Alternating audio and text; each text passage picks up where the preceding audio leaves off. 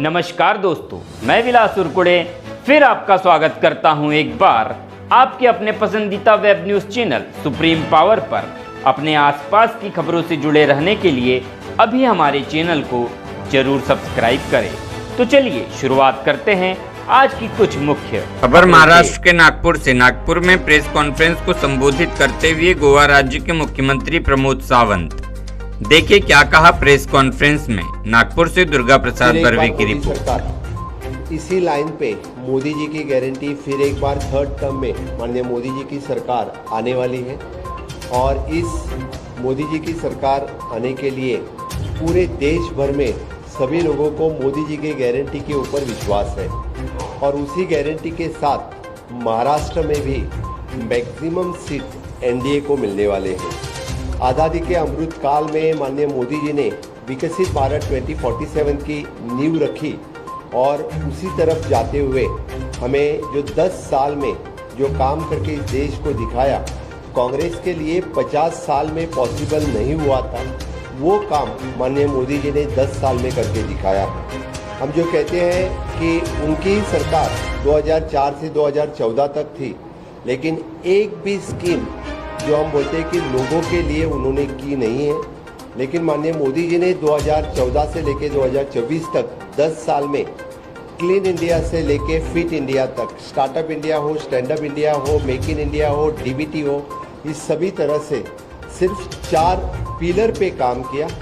खास करके नारी शक्ति, युवा शक्ति, किसान शक्ति और गरीब कल्याण, सभी सेक्शन ऑफ द पीपल को टच करते हुए यानी जो काम किया वो काम अंत्योदय तक है, जो the last person in the community, जिस तक कोई पहुंचा नहीं था आज तक, उस तक पहुंचाने का काम किसी ने किया तो माननीय मोदी जी ने किया है।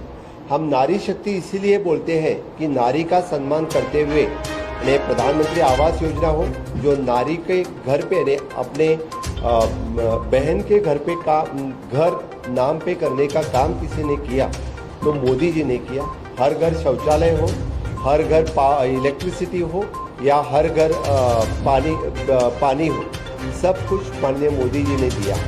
इसके सिवा बेटी बचाओ बेटी पढ़ाओ जैसा नारा जो मोदी जी ने दिया और उसी के तहत आज बेटी बचाओ भी चल रहा है और बेटी पढ़ाओ भी चल रहा है।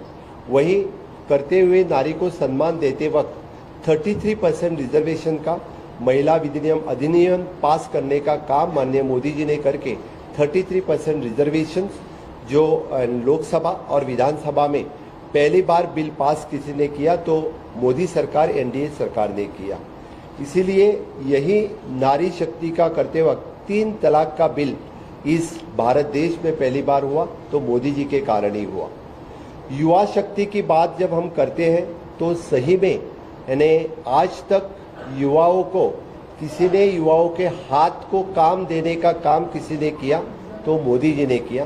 कांग्रेस सरकार ने सिर्फ युवाओं को हाथ दिखाने का काम किया था।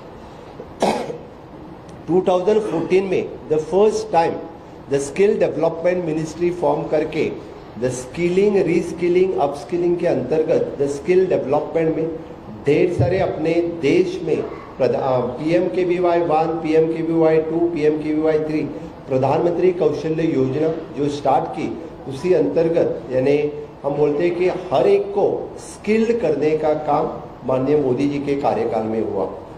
40 साल में इस देश में पहली बार national education policy NEP 2020 introduce हो गई है और देश का विकसित भारत के युवा किस तरह के होना चाहिए उसकी नींव इसी साल रखी है। जब हम स्टार्टअप इंडिया की बात करते हैं या मुद्रा लोन की बात करते हैं, इससे पहले कोई मुद्रा लोन भी नहीं देता था और स्टार्टअप हार्डली यानी फ्यू स्टार्टअप्स 2014 से पहले स्टार्ट हो गए थे। आज स्टार्टअप इंडिया के अंतर्गत यानी ढेर सारे स्टार्टअप स्टार्ट हो गए हैं और कितने सारे यानी जॉब क्रिएशन स्टार्टअप इंडिया के अंतर्गत हो गई है। यही युवा शक्ति आज जो विकसित भारत का सपना साकार करने के लिए इनोवेशन हो या डिफरेंट टाइप्स ऑफ जितने सारे IT सेक्टर में हो, मेडिकल सेक्टर में हो, फार्मा सेक्टर में हो, इस तरह का आगे स्टार्टअप लेने का काम इस देश के युवा कर रहे हैं। उनको पूरा सपोर्ट एनडीए की सरकार, मोदी जी की सरकार से मिल रहा है। द थर्ड, जब हम बात करते हैं कि किसान शक्ति की, तो पहली बार इस देश में किसान का सम्मान किसी ने बढ़ाया तो माननीय मोदी जी ने बढ़ाया. किसान सन्मान निधी देके वेगळ्या सीटवरती मी स्वतः प्रवास केलेला आहे. 100% एनडीएची सीट तिथं निवडून येतात. सीएम साहब, मेरे दो सवाल है. कल मल्लिकार्जुन खड़गे जी ने कहा नागपुर में कि कांग्रेस के 275 मोदी गए. दूसरा सवाल है कि उन्होंने ये कहा है कि घोषणा पत्र जिसको उन्होंने न्याय पत्र का नाम दिया उसका ऐसा साफ तौर पर कहना है कि 50% आरक्षण की सीमा बढ़ाई जाएगी. दूसरा, 30 लाख सरकारी जो नौकरियां पेंडिंग है उसको भरा जाएगा. खरगे जी क्या कहते हैं उसके ऊपर मुझे पता नहीं है, लेकिन मैं एक बात निश्चित रूप से आपको कहूं कि मोदी जी इस बार 400 पार 100% कर रहे हैं. ये मेरा विश्वास है. ये मेरा ही नहीं, देशवासियों का विश्वास है. हर जगह से पहली बार साउथ इंडिया में इतना बड़ा रिस्पांस मोदी जी को मिल रहा है, एनडीए को मिल रहा है. तो 100% साउथ इंडिया में कहाँ हमारा ओपनिंग नहीं हुआ था, वहाँ पे केरल जैसे राज्य में हमारी ओपनिंग हो रही है. वो बड़ी बात है. इसीलिए मैं बोल रहा हूँ कि 100% हमें मिल रही है. रही बात की नौकरियों की, तो गवर्नमेंट ऑफ इंडिया ने जितने सारे पोस्ट भरने चाहिए थे वो पोस्ट भरे हैं. कुछ पोस्ट रहे होंगे, हमारे तीसरे कार्यकाल में वो पूरे करेंगे. खरगे जी को आने की कोई जरूरत नहीं पड़ेगी पोस्ट भरने के लिए. मोदी जी ही पोस्ट पूरे भरेंगे.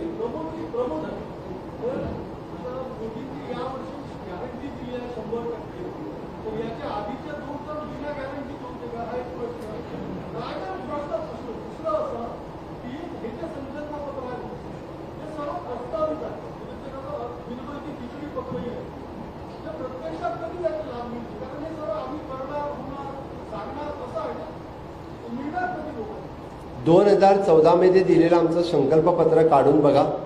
त्यातल्या 90% योजना आम्ही पूर्ण केलेल्या आहेत. 2019 मधलं संकल्पपत्र काढून बघा.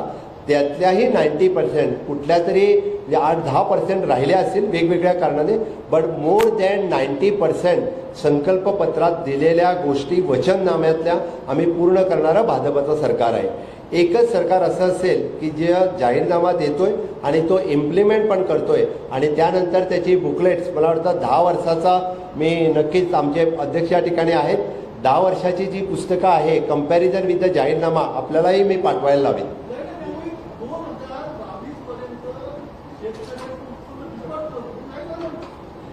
शेतकऱ्यांचं उत्पन्न, जो शेतकरी ज्याला आपण म्हणतोय की इंटिग्रेटेड फार्मिंगने ज्या पद्धतीने पुढे आलेला आहे त्याला नक्कीच त्या तुम्ही कंपॅरिझन 2004 ते 14 आणि 2014 ते 24 करून बघा. तुम्हाला शेतकऱ्याचं उत्पन्न, शेतकऱ्याला कशा पद्धतीने सपोर्ट केलेला आहे ते समजेल. पण एक मिनिट,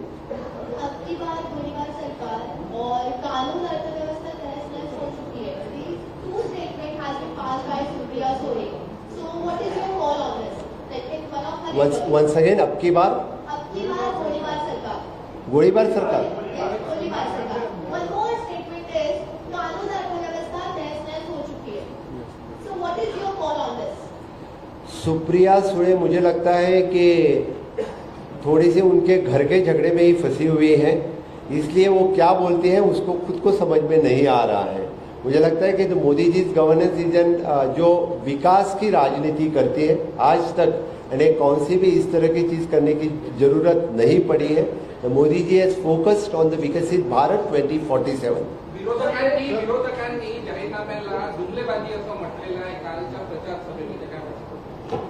विरोधक शेवटी त्यांना जेव्हा जाहीरनामा भारतीय जनता पार्टीने दिलेला आहे तो इम्प्लिमेंट केलेला त्यांनी बघितलेला आहे, त्यामुळे आत्ताचा जाहीरनामा पण लोकांना खूप आवडलेला आहे. त्यामुळे ते जुमलाच बनणार, कारण तो त्यांचा प्रश्न आहे. पण public has given a good response for the वचननामा is published by Bharatiya Janata party. Second last guarantee देणारे मोदी राहिले असं अमित पाटकर यांनी बोलले. फक्त मत घेण्यासाठी मतदारांना लक्ष वेधत आहे. हा अमित पाटकर म्हणजे कोण? गोव्यातला. तो काय बोलतोय त्याला तिथंच माहिती. तिथं गोव्यात सांगू, महाराष्ट्र एवढा मोठा आहे, महाराष्ट्रातलेच विचारा.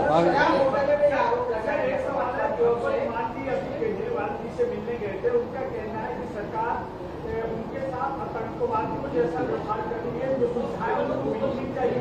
गाइडलाइन दिया क्या वो सुविधाएं नहीं दी मुझे लगता है कि 10 बार या 11 बार उसको वारंट भेजने के बाद जो खुद आदमी यानी रिस्पेक्ट नहीं कर रहा है, उसको हाई कोर्ट से बाद में उसको अंदर करना पड़ रहा है, उसने खुद तो पहले रिस्पेक्ट करना सीखना चाहिए। उसको वारंट कितनी बार निकाला, तो इस तरह के यानी कोई भी होने तो किसी के ऊपर वारंट है तो उसने जाके तो वारंट यानी खुद को क्लैरिफिकेशन या देना चाहिए, वो उसने नहीं दिया होगा। बाकी तो मुझे उसके ऊपर कुछ बात करना।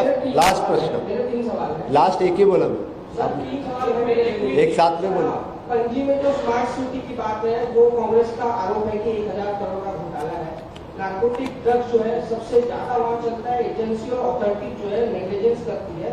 और माइनिंग घोटाला 59 लीज की बात जो है उसको लेकर भी कांग्रेस ने आरोप लगाया कि 35,000 करोड़ का घोटाला है। और सबसे बड़ी बात जो देश में चल रहा है सर, शराब घोटाले का पैसा गोवा इलेक्शन में यूज हुआ, तो क्या गोवा की लोकल बॉडी ने ऐसी कोई जांच करके कुछ तथ्यों को पाया है?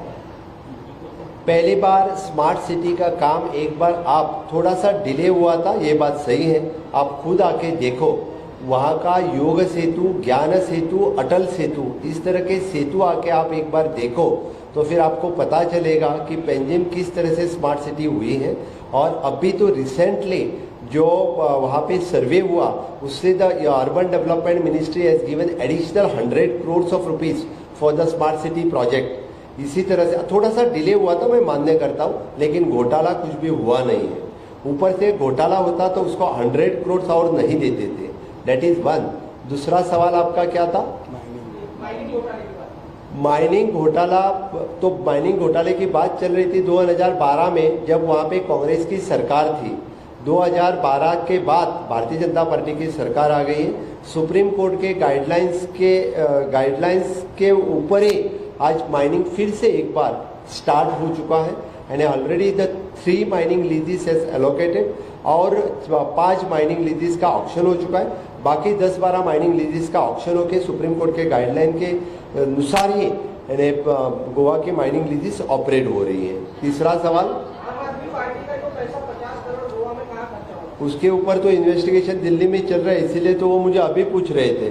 मुझे लगता है उनको भी पता होगा क्या चल रहा है। लेकिन कुछ तो पुख्ता जानकारी आपके पास होगी, क्योंकि वो तो ईडी और सीबीआई वो ले रहे, मुझे जानकारी लेने की कोई जरूरत नहीं है। ड्रग्स की बात अपनी बिल्कुल नहीं है। मैं कभी कभी बता देता हूँ, कौन से भी स्टेट में ड्रग्स पकड़ा गया तो उसको लिंक कर दे कि ये गोवा में जाने वाला था, इसलिए उसको ज़्यादातर ये जैसे कहीं पे भी, मैं स्पेसिफिकली नाम नहीं लेता हूँ, नाम लिया तो बाद में आप मुझे ब्लेम करने लगोगे। किसी भी स्टेट्स में समझो ड्रग्स पकड़ा दे ये गोवा में जाने वाला,